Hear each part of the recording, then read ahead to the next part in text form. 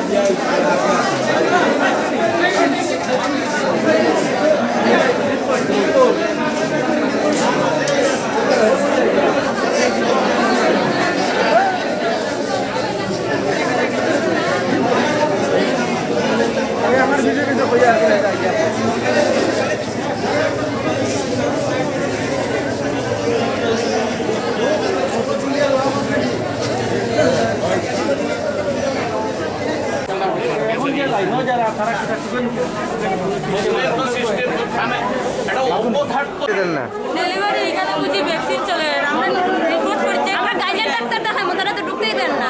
এরকম করলে কি আমরা পেশেন্ট মরে দিব না? সাড়ে 8টায়। কিটা হইছে পাইছেন না এখন? না না। আপনার নাম কিটা? সারদা বর্মন।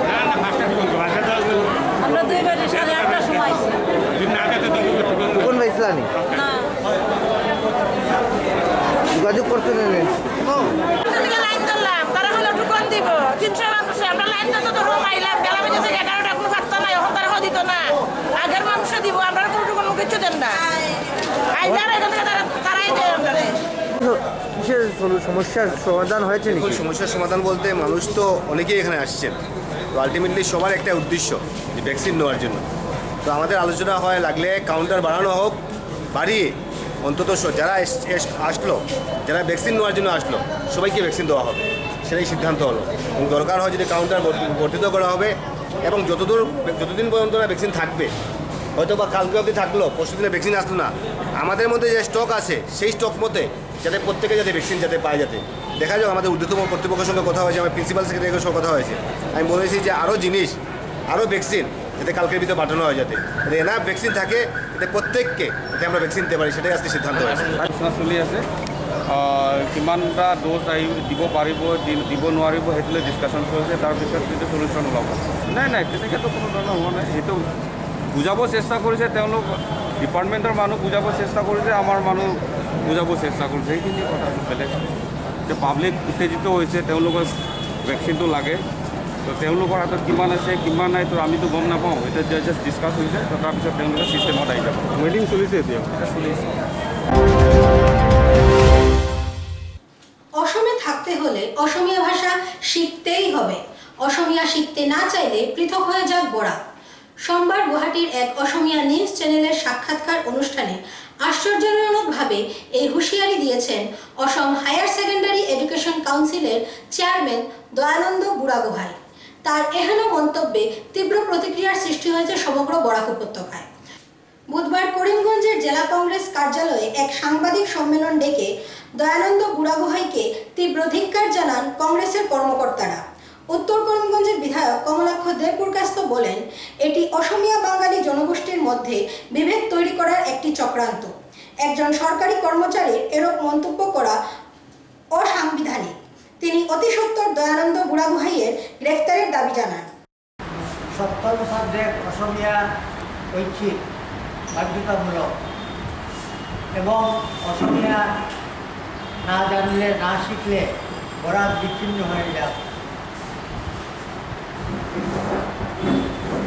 এভাবেই আবার বরাক প্রকাশের আসামকে উত্তপ্ত করে তোলার চক্রান্ত করা হয়। দয়ানন্দ বুড়াগোহাই অতি সম্প্রতি যে মন্তব্যটি করেছেন যে অসমীয়া না শিখলে বরাক বিচ্ছিন্ন হয়ে যাক, এটা কোনো বিচ্ছিন্ন ঘটনা নয়। অনেকে মনে করতে পারেন যে এটা একটা বিচ্ছিন্ন ঘটনা, আসলে এটা বিচ্ছিন্ন ঘটনা নয়। স্বাধীনতার উষা লগ্নে বাঙালি এবং বাংলা ভাষা বিদ্বেষ সরকারি অনুমোদন লাভ করেছিল এবং একই অঞ্চলের বিখ্যাত ঐতিহাসিক সুজিত চৌধুরী তার ভাষা এবং সাহিত্য নামক গ্রন্থে এই কথা বলেছেন যে রাজ্য বিধানসভার প্রথম অধিবেশনে স্বাধীনতার পরে রাজ্যপাল আকবর হায়দারি যে বক্তব্য রেখেছিলেন অসমীয়াদের জন্য, এটারই ক্রমে ক্রমে বিকাশ হতে হতে হতে হতে আজকের এই স্তরে এসে পৌঁছেছে। আজ একটা বিচ্ছিন্ন ঘটনা নয়, পরপর ঘটনাগুলি ঘটছে, এতে প্রমাণিত হচ্ছে এই ঘটনাগুলির মাধ্যমে আবার সেই দিনগুলিকে ফিরিয়ে আনার চেষ্টা করা হচ্ছে। 19শে মে তারিখে আপনারা জানেন যে আমাদের শহীদ দিবস, এই শহীদ দিবসে পরীক্ষার সূচি বাতিল করা হয়নি। কমলাক্ষ দেবপুরকাস্ত অতি সম্প্রতি কাউন্সিলের চেয়ারম্যানের সঙ্গে সেক্রেটারির সঙ্গে সাক্ষাৎ করেছেন এবং সাক্ষাৎ করে পরিষ্কারভাবে বাঙালির আবেগের কথা তাকে বোঝাবার চেষ্টা করেছেন এবং সেই কাউন্সিলের সেক্রেটারি মহোদয় কমলাক্ষ দেবপুর কাছ থেকে আশ্বাস দিয়েছিলেন যে এই পরীক্ষা বাতিল করা হবে 19শে মে তারিখে, কিন্তু আজ পর্যন্ত নোটিফিকেশন জারি করা হয়নি। আরেকটা উল্লেখযোগ্য বিষয় আপনারা জানেন যে অতি সম্প্রতি যে অসমীয়া ভাষাকে জোর করে চাপানোর একটা অভিসন্ধি চালানো হচ্ছে। সপ্তম ভাষা স্কুলে সপ্তম সাবজেক্ট, যেটা 7 নম্বর সাবজেক্ট অসমীয়া ভাষা হতে হবে ঐচ্ছিক, এটাও তারা জোর করে ঢুকিয়ে দিয়েছে। এর বিরুদ্ধেও প্রতিবাদ ধ্বনিত হয়েছে বরাক উপত্যকা, কিন্তু এখন পর্যন্ত নোটিফিকেশন দিয়ে এটাকে পরিবর্তন করা হয়নি। দয়ানন্দ বুড়াগোহাই অর্থাৎ কাউন্সিলের চেয়ারম্যান, সেটা কোনো কনস্টিটিউশনাল কোনো পোস্ট নয়, সাংবিধানিক কোনো পোস্ট নয়, সরকার প্রদত্ত পোস্ট, অর্থাৎ সরকারের কর্মী। সরকারের একজন কর্মী এইভাবে কথা বলছে, এইভাবে অগণতান্ত্রিক কথা বলছেন, জাতিবিদ্বেষী কথাবার্তা বলছেন, এবং তারপরও সরকারের তরফ থেকে কোনো প্রতিক্রিয়া দেওয়া হচ্ছে না, সরকার কোনো কথাবার্তা বলছে না সেই ব্যাপারে। এতে পরিষ্কার হয় যে আজকে দয়ানন্দ বুড়াগোহাই কার আঙ্গুলে হলনে সেই কথাবার্তাগুলো বলছেন, ওনাকে বলানো হচ্ছে সেই কথাগুলো। আজকে 19শে মে ভাষা শহীদ দিবস। আমার দয়ানন্দ বরাবরের সঙ্গে আমার কথা হয়েছে। আমি বলেছি যে প্রত্যেকটা জাতি জনগোষ্ঠীর নিজের ভাষার প্রতি আবেগ থাকবে, সে স্বাভাবিক। বড় ভাষাদের প্রতি বড়দের আবেগ থাকবে, বাংলা ভাষার প্রতি আমাদের বাঙালিদের আবেগ থাকবে, সেটা স্বাভাবিক। অসমীয়া ভাষার প্রতি আবেগ থাকবে, সেটা নতুন কোনো কথা নয়। সেই মর্মে 19শে মের ভাষা শহীদ দিবসে পরীক্ষা না করার জন্য বিভিন্ন সংগঠন বরাকবঙ্গ থেকে শুরু করে অনেকেই মেমোরান্ডাম দিয়েছেন ওনার কাছে, এবং সেই মর্মে বলা হয়েছে যদি 19শে মে যদি আমাদের যদি প্রত্যাহার যদি করা না হয় যদি পরীক্ষা, তাহলে আমরা গণতান্ত্রিক উপায়ে স্ট্রাইকে যাব। তাতে আপত্তিটা কি বুঝতে পারলাম। সেই করে কথার পরিপ্রেক্ষিতে সেবা নোটিফিকেশন থেকে শুরু করে সব জিনিস টেনে এনে উনি বললেন যে না, অসমে থাকতে হলে এসএমএ জানতে হবে, নাহলে সেপারেশন হয়ে যাবে। সেখানে সেপারেশনের কথা কোথা থেকে আসবে? সেখানে সংগঠনটা বলল যে 19 তারিখে আমাদের ভাষা শহীদ দিবস, সেই দিন পরীক্ষা দেওয়াটা সমীচীন নয়। এবং গতবার যেটা একাডেমিক ক্যালেন্ডার হয়েছিল সেখানে ভাষা শহীদ দিবস উদযাপন করার জন্য ডেট দেওয়া হয়েছিল। গতবার সরকার একটা ডেট দিল, একটা একাডেমিক ক্যালেন্ডার হলো, এবার পরীক্ষা আবার অন্যভাবে হলো। তারপর দয়ানন্দ বুড়াই বলছে যে বরাকগুলি সেপারেশন হয়ে যাও। কার হ্যাঙ্গুলি হচ্ছে আমরা বুঝতে পারছি না, আমরা সবাই বুঝতে পারছি যে কে এই কথাবার্তাগুলো বলাচ্ছে, কার নেতৃত্বে সেই জিনিসগুলো হচ্ছে। আর আমি আগেও বলছি, এখনও বলছি যে বরাকের বিজেপি নেতাদের কথাবার্তা বলে লাভ নেই। আমার দুঃখ হয়, আমার লজ্জা হয় মধ্যে মধ্যে ওনারা শাসক দলের নেতা বলেন নিজেকে। ওনাদের দল আসাম সরকার এবং দিল্লিতে সরকারে আছে, এবং সেই মর্মে ওনারা অনেক স্টেটমেন্টও দিয়েছে। ওনাদের কি নাকি শিক্ষামন্ত্রীর সঙ্গে ওনাদের কথা হয়েছে, আর শিক্ষা বিভাগে সামান্য একজন কর্মী বলছে যে বরাক সেপারেশন হয়ে যাও।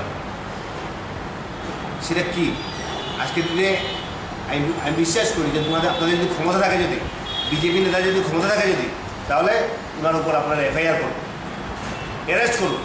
এই জাতি বিদ্বেষী এবং বিশেষ করে ভাষা বিদ্বেষী এবং বাঙালি এবং আসামিদের মধ্যে যে বিভেদ সৃষ্টি করতে যাচ্ছে এই দয়ানন্দ বুড়াই, তার বিরুদ্ধে ব্যবস্থা নেওয়া হোক।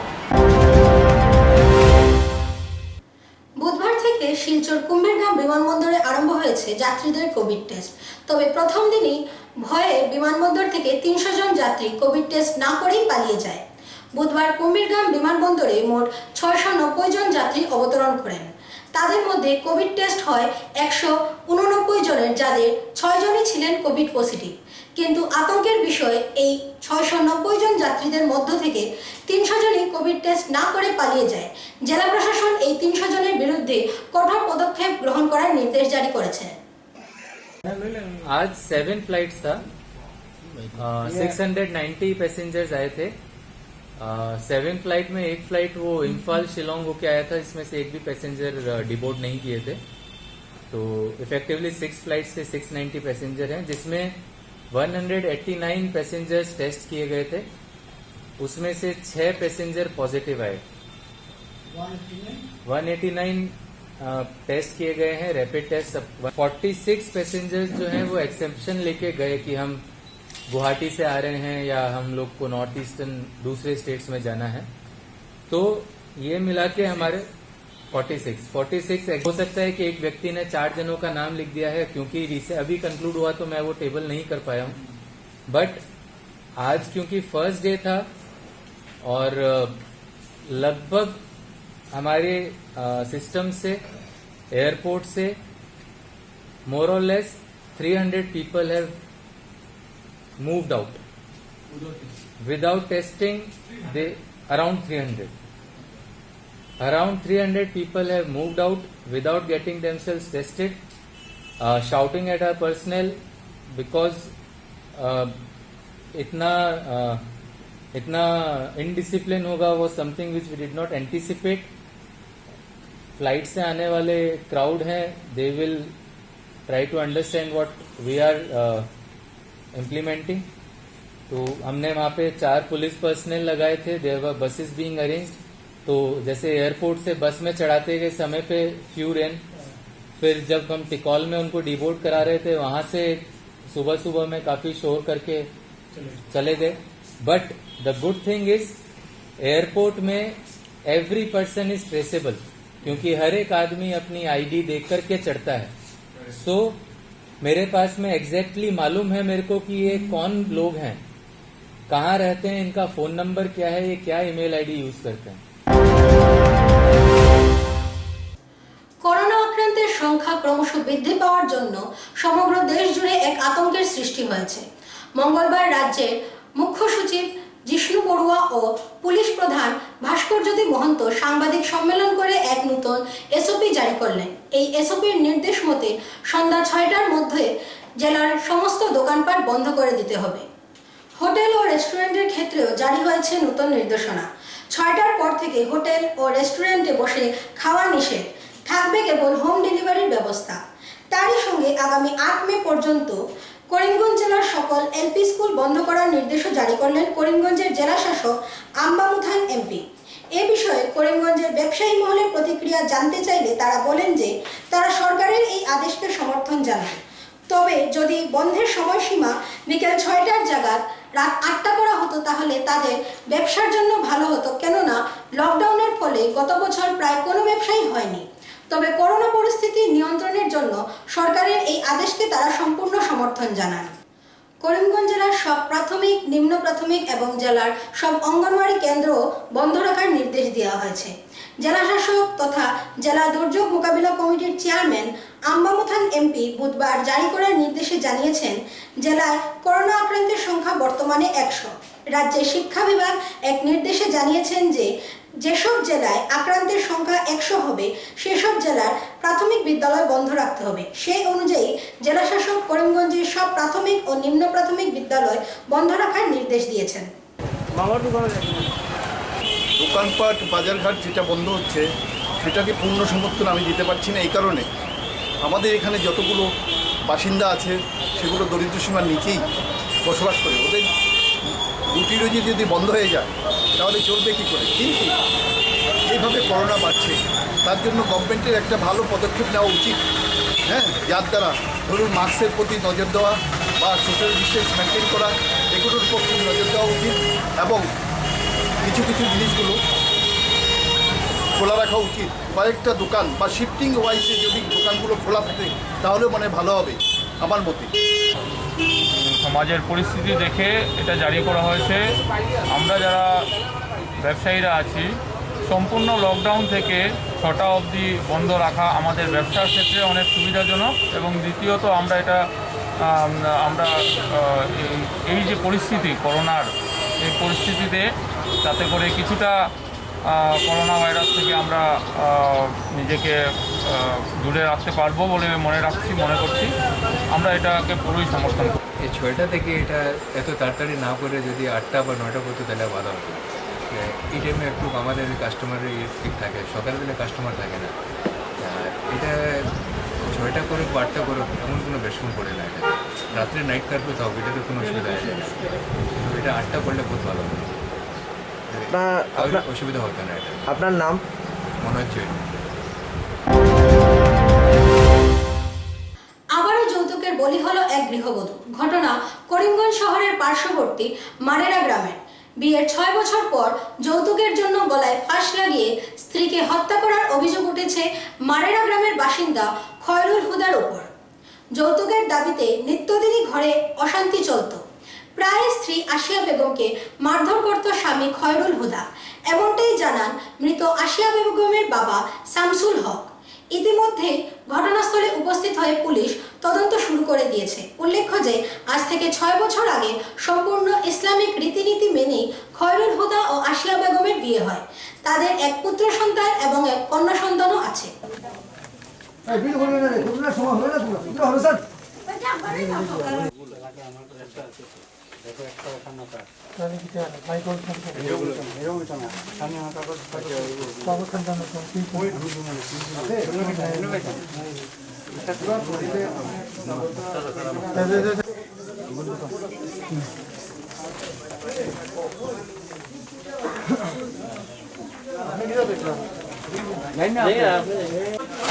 बाबा जाओगे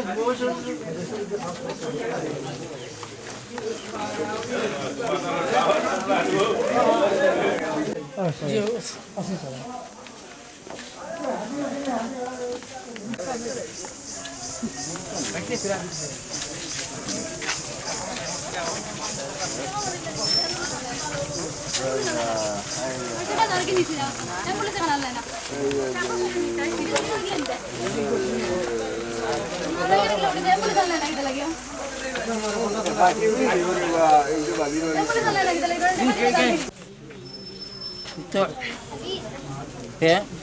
মেয়ে ফোন করে কইছে বলে আমার নেওয়া এলাম মাঠটা বলে কে লাগে বলে টাকা দিবার লাগে টাকা চাইছে ও আমি কইছে তে আচ্ছা টাকা আমি মানুষ লইয়া ইয়ার আর টাকা যে আমার বাসাও আমার বাসা নয় আমি মানুষ লইয়া ইয়ার হয় এরপরে তো আমি মানুষ লইয়া আইছি আইয়া কেন তো দেখি রাস্তা দিয়ে উনি যে এরকম মারা গেছে। কিসের জন্য টাকা ডিমান্ড করেছিল আপনার জামাই? 1 লাখ হয়েছে, 1 লাখ দিবার লাগে হয়েছে। কিসের জন্য? আওলা কি দিছে সাহায্য করবার লাগে। আগে ঝগড়া বেজান হয়েছে, এটা বেজান ঝগড়া হয়েছে তখন আমার গ্রামের মানুষে দিছেন মাতিয়া দিছে, আমি তোমরা হলো গ্রামের মানুষে মাতিয়া দিয়া যা যা হোক তা করো 3 4 5 6 বার দিছেন। বিয়ার 6 বছর 5 6 বছর হয়ে যায়। মায়ের নাম কি? খৈরুল দা। ওর নাম যে মারা গেছে তার নাম কি? মেয়ের বাবার নাম শফিজুল। যে মারা গেছে তার নাম কি? আসিয়া বেগম। আজকে মানেরা গ্রামে গিরিশগঞ্জের এরিয়াতে আপনার মানেরা গ্রামে একটা হ্যাঙ্গিংয়ের ঘটনা হয়েছে বলে আমি খবর পাই। খবর পাওয়ার পরে আমি জায়গাতে আইছি, জায়গাতে আইয়া দেখছি একজন মেয়েলোক, তার জামাইয়ের নাম হইল খৈরুল হুদা। তার ঘরে, তার ভাগ ঘরে তার বউটা নিচে মাটিতে পড়িয়ে আছে এবং তার গলায় একটা রশি লাগানো আছে।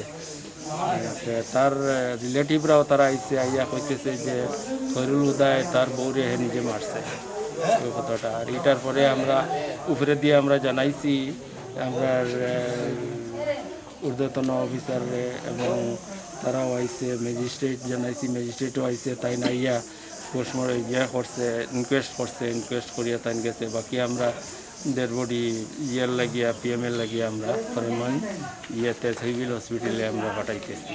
হ্যাঁ, আর বাকি এফআইআর তারা যদি মৃতকের রিলেটিভরা এফআইআর দেয়, এফআইআর দেওয়ার পরে বাদ বাকি আমরা বর্তমানে ওনার স্বামী কই জানেন? বর্তমানে ডেড বডির স্বামী ইয়েতে বাগিয়া। নবম শ্রেণী থেকে স্নাতক স্তরের পরীক্ষা বাতিলের দাবিতে হাইলাকান্দিতে ছাত্রছাত্রীদের এক বিশাল মিছিল। রাজ্যের বিভিন্ন প্রান্তে করোনা পরিস্থিতি বর্তমানে জটিল আকার ধারণ করেছে। প্রতিদিনই বাড়ছে কোভিড পজিটিভের সংখ্যা। তাই এই পরিস্থিতিতে ছাত্রছাত্রীদের পরীক্ষায় বসা অত্যন্ত সংকটময় এবং ঝুঁকিপূর্ণ। এই বিষয়ে প্রতিবাদ সাব্যস্ত করে মঙ্গলবার হাইলাকান্দির বিভিন্ন স্কুল কলেজের পড়ুয়ারা নবম শ্রেণী থেকে স্নাতক স্তরের পরীক্ষা বাতিলের দাবিতে এক বিশাল মিছিল বের করে বিক্ষোভ প্রদর্শন করেন। এদিনে এই স্কুল কলেজের ছাত্রছাত্রীরা সম্পূর্ণ কোভিড প্রোটোকল মেনেই হাইলাকান্দির প্রধান সড়ক পরিক্রমা করে হাইলাকান্দির জেলা উপায়ুক্তের কার্যালয়ের সামনে এসে পরীক্ষা বাতিলের দাবিতে বিক্ষোভ প্রদর্শন করেন। হাইলাকান্দি থেকে শিপ্রিয়ান ডায়াসের প্রতিবেদন। Already conducted a rally and now we have asked them to give the permission of DC with a signature, but they have said that DC is not available yet, so we have submitted to ADC and then he have given us the receipt letter. Okay, so that's it. But thing is that we have worked a lot of hard. We have marched from SS College to here by maintaining all the protocols of COVID-19, but till then it is our misfortune that we have not met with DC sir, and we are finishing here this rally. But till then, we have did a peaceful protest by following all the protocols of COVID-19, and our main theme is that to postpone the exams. Okay, to postpone the exams, because during this COVID-19, if we give the exams, then we may get infected due to gatherings, the COVID-19. And if I get infected, then my family member will obviously they will get infected. And my father is now he is 60 years old. Okay, and if he get infected, then obviously we won't be able to save him. I guess like that. If I'm seeing this these news are true, then obviously my father won't be able to save by the doctors and all. And here ventilators are also not that much in Hailakandi. Hospitals are also not well maintained. So precaution is better than cure, isn't it? That's why we came here for the rally. ফিরে আসছি একটি ছোট্ট বিজ্ঞাপন বিরতির পর, সঙ্গে থাকুন। Rabindranath Tagore University, formerly known as ISECT University, the pioneers in skill development with focus on creating industry-ready professionals.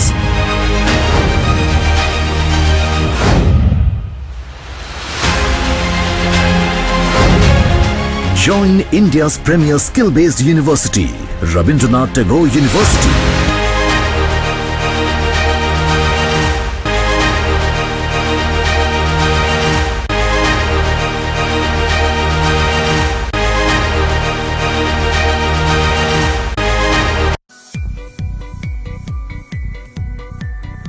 Barak diagnostic centre.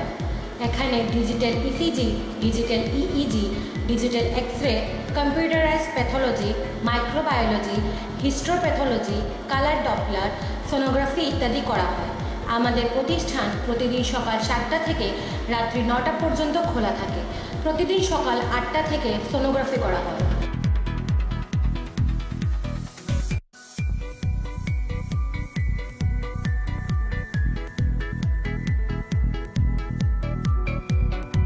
যোগাযোগ Barak diagnostic centre, settlement road, Karimganj. Phone 038432735151। Mobile নম্বর 7086376822 9401132529।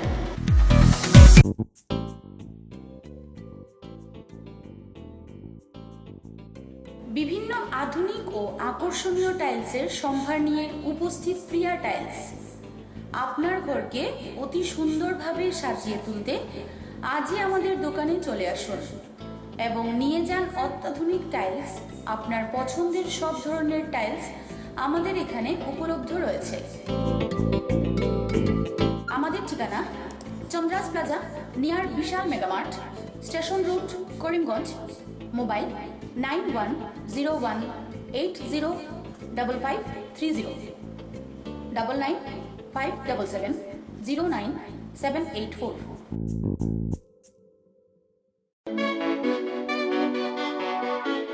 আধুনিক রুচিসম্মত অ্যালুমিনিয়ামের সামগ্রী নিয়ে আপনাদের শহরে হাজির মা অ্যালুমিনিয়াম সেন্টার।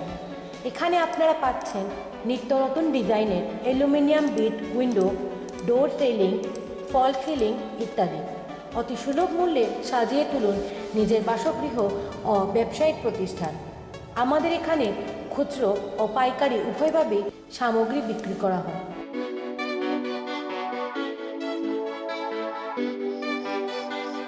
আমাদের ঠিকানা মেসার্স মা aluminium centre, station road, Karimganj.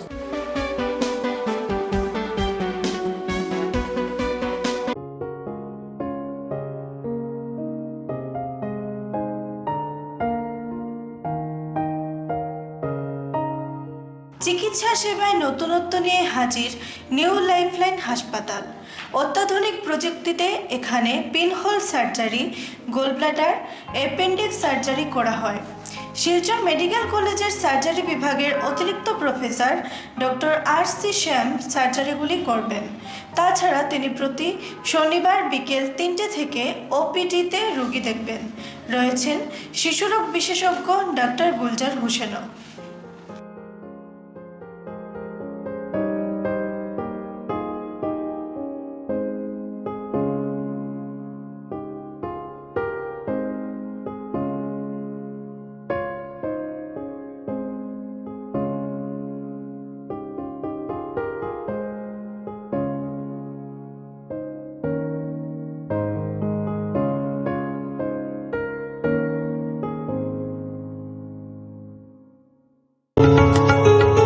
গ্রহণ করুন করিমগঞ্জ হোলসেল কোঅপারেটিভ স্টোর্স তথা সহযোগীর আন্তরিক অভিনন্দন। করিমগঞ্জ হোলসেল কোঅপারেটিভ স্টোর্সের নিয়ন্ত্রণাধীন স্টেশন রোডস্থ বিভাগীয় বিপণী সহযোগী নতুন উদ্যোগে সমৃদ্ধ হয়ে জনগণের সেবায় এগিয়ে এসেছে। তুলনামূলক কম মূল্যে নিত্য প্রয়োজনীয় দ্রব্য সামগ্রীর যোগান অব্যাহত রাখতে সহযোগী কর্তৃপক্ষ বদ্ধপরিকর। জেলার সমবায় আন্দোলনকে জোরদার করে তোলার ক্ষেত্রে করিমগঞ্জ হোলসেল কোঅপারেটিভ স্টোর্স তথা সহযোগী কর্তৃপক্ষ সকলের আন্তরিক ও সক্রিয় সহযোগিতা কামনা করে। নতুন আঙ্গিকে বাস্তব পরিকল্পনা নিয়ে সহযোগী স্টেশন রোড করিমগঞ্জ আপনাদের সেবায় সদা প্রস্তুত।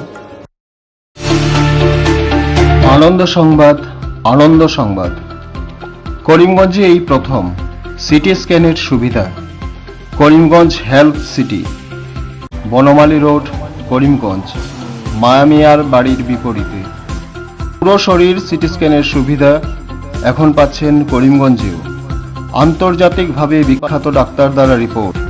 সিটি স্ক্যানের জন্য যোগাযোগ করুন ফোন 038432600705, মোবাইল 8011037723।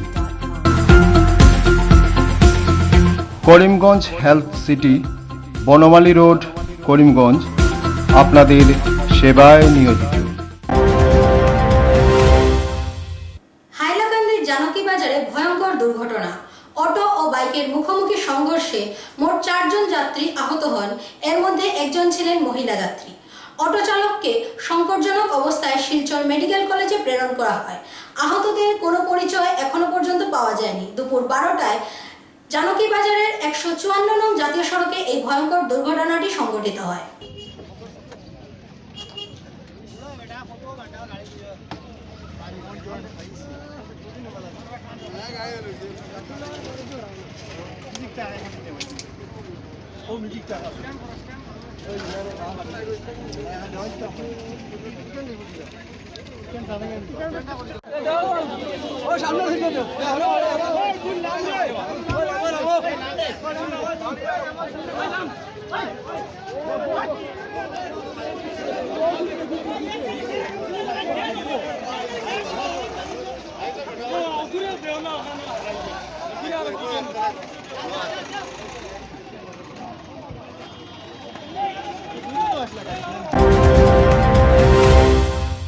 সুরমা বার্তা আজ এ পর্যন্তই। আবারও দেখা হবে আগামীকাল একই সময়ে একই চ্যানেলে। নমস্কার।